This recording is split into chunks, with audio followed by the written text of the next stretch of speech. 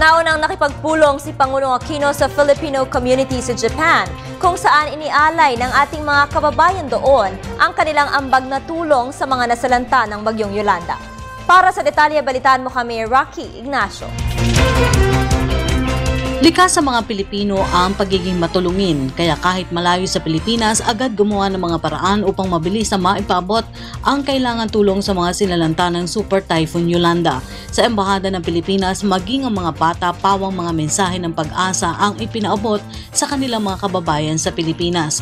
Dumagsa kasi ang mga liham mula sa mga batang Pilipino dito sa Japan nang malaman ng sinapit ng mga taga Samar at Leyte provinces. At dahil papalapit na rin ang Pasko, ang donasyon na makukuha sa misa ng simbang gabi ay ipagkakaloob sa mga biktima ng bagyo. It's really, it's very touching itong gesture nilang ito.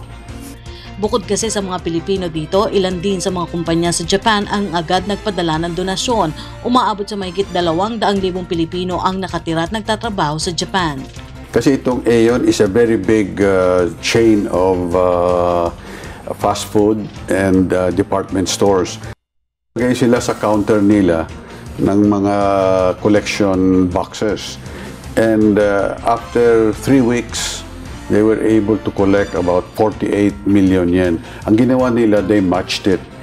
Ang imbis na 48 million, dinagdagan na nila 52 para binuo na nila 100 million yen. So all in all, 110 or roughly 50 million pesos. This is the single biggest donation coming from any Japanese company. So it's very heartwarming to know. Ang ilang namang Filipino businessman dito gumawa rin ng diskarte para makalikom na ipadadalang tulong. Kabilang na dito ang boxing match na ang kita ay dadalhin sa Yolanda victims.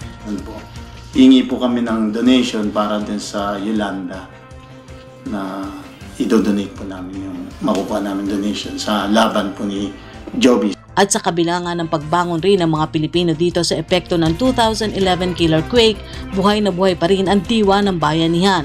Patuloy rin ang kanilang pagsisikap na makilala pa rin ang mga Pilipino sa ibayong dagat. Dito sa Japan, may mga nagtayo ng restaurant dahil marami na anya sa mga Japanese ay paborito ang mga pagkain Pilipino. Para sa Telebisyon ng Bayan, Rocky